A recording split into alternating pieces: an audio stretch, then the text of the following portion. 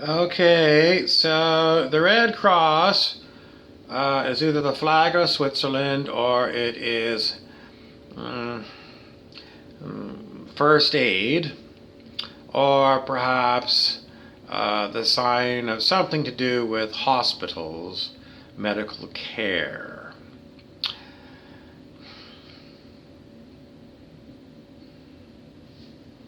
I'm sorry, my bad hat hair is just. What am I supposed to do with this cowlick in the front? Cover it up with the hat. Dream big and think differently.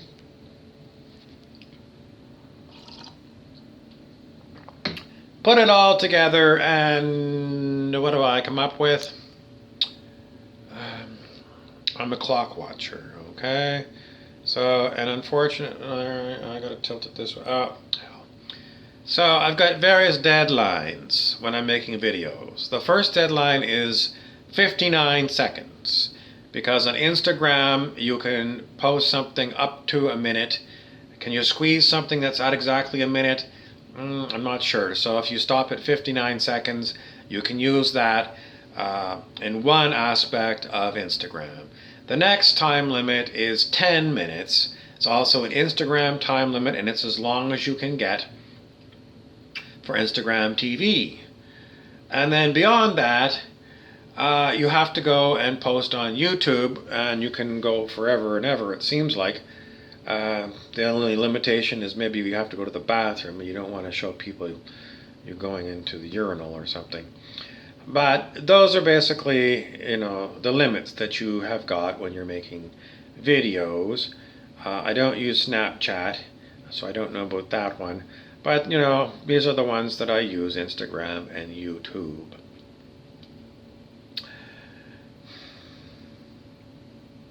So the topic is time limits. What's it got to do with Switzerland or medical issues? Patents. Let's talk about patent protection on patent medicine. The idea is that it costs a lot of money for medicines to be developed in the research lab and then to be clinically tested, and there's no guarantee that the medicine that you developed in the lab is going to actually prove that in the clinical studies it actually works. And even if it does work, there might be the idea of, well, it works, but there's so few people with the disease that this works on, we can't foresee selling enough of this product in order to pay back research costs and our clinical study cost. So we're not going to market this drug. I don't know if that actually followed logically. I mean, why would you? Well, maybe what you did is in the lab you had a bunch of chemicals, and you were using it on different animal models of different diseases, and you found out that it worked for one where there was very few people that had the disease. It worked, and did you actually go through the clinical trials and then decide, no, we're not going to market it? It doesn't make much sense, because generally speaking, a drug company is going to know how much it's going to cost to do the clinical studies. And if it's millions and millions of dollars, then they're going to decide before they do the clinical studies whether, if it passes, they're going to market it.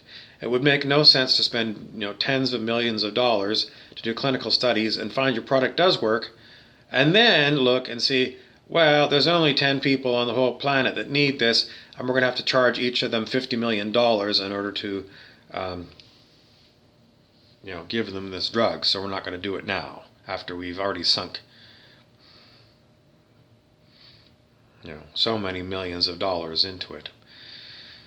So the idea is that as you're making a new product, you have to have gates where you decide, are we going to stop here, Or are we going to continue down this road?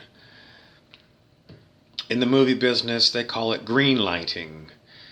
So in new product development, Robert Cooper, Winning at New Products was his book, and he called these gates. And after each of these different stages of new product, you have a gate where you do an evaluation whether you're going to continue the investment in the new product or you're going to bail on it. And as you can see, in the case of the product that was cost you tens of millions of dollars to bring to market, and there's only 5 people on the planet that are going to buy it, unless those 5 people are billionaires, or you're going to get a subsidy from maybe a government who is going to pay for it. Why would you keep spending more money on something where you weren't going to get a return on it?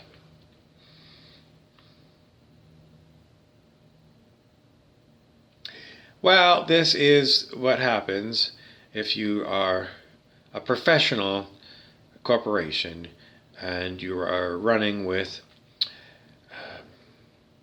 educated management. If you are an entrepreneur and you never studied these ideas before, well, you might end up wasting an awful lot of money and then come to the conclusion that the market for your product that you spent so much money on is not good enough to make your business fly.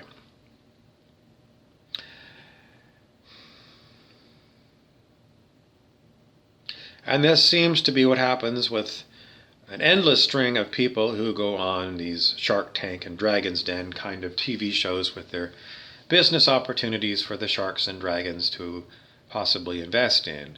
Some of them seem to be a lot sharper, and some of them that even have gone to business school seem to have forgotten everything that they ever learned. And you can watch that show and see all these different things. But if you're going to do it, well,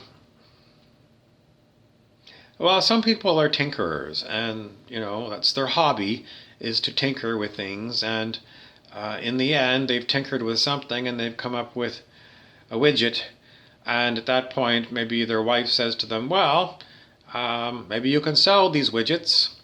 So that's what they're directed to do, and then they follow the wife's direction. And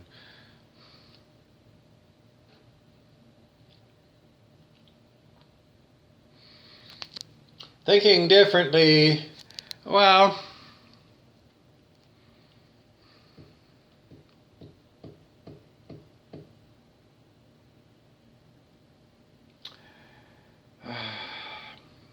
what if we didn't have this system where everything was based upon it costs you money to make things and invest in new products, and then you have to get all the money back because you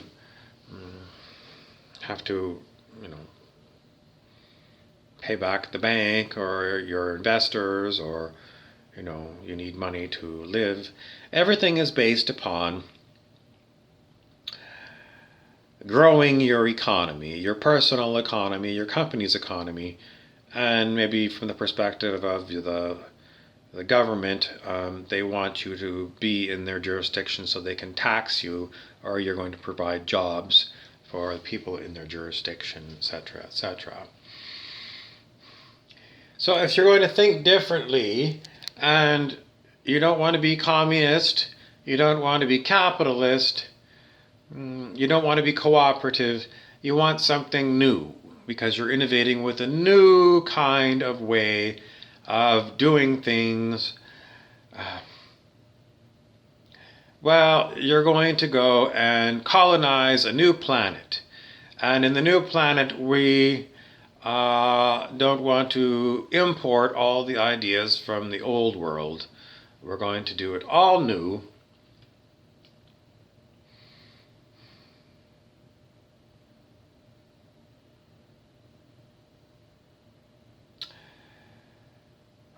look at this. I don't know if you can see it, but I've got a yellow finch.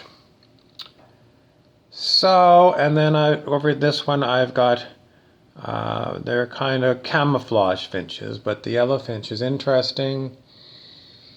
Let's call him Atticus Goldfinch. I don't know if you can see him.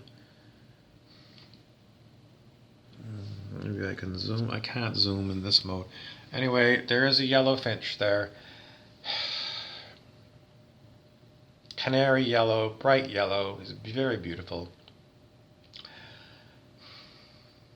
He's probably the male of the species, and the ones that are camouflaged are probably the female, because that's what they say happens. The red ones or the yellow ones, the bright colored ones, are there to attract the females, and the females blend in, so they're not going to be seen by the predators. It seems kind of stupid though, because if the bright yellow ones are going to get predated on because they're bright yellow, then they would get predated on and there wouldn't be any more bright yellow ones. It would only be a mutant male who blended in, that didn't get eaten, that would breed. So some of the things that we're taught about why male birds are very colorful, mallards, for example, and the female they blend in with the shrubbery for protection.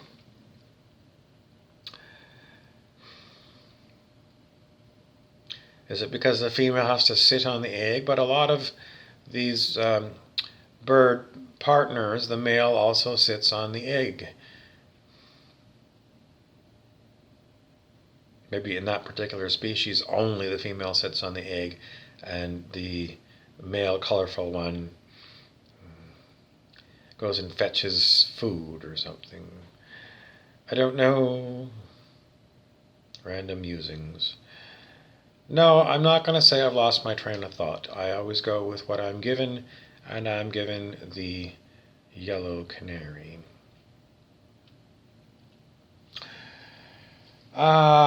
Dreaming big and thinking differently.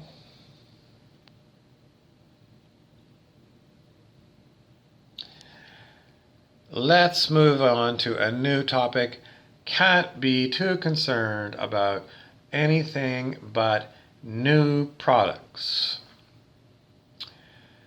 Your new product is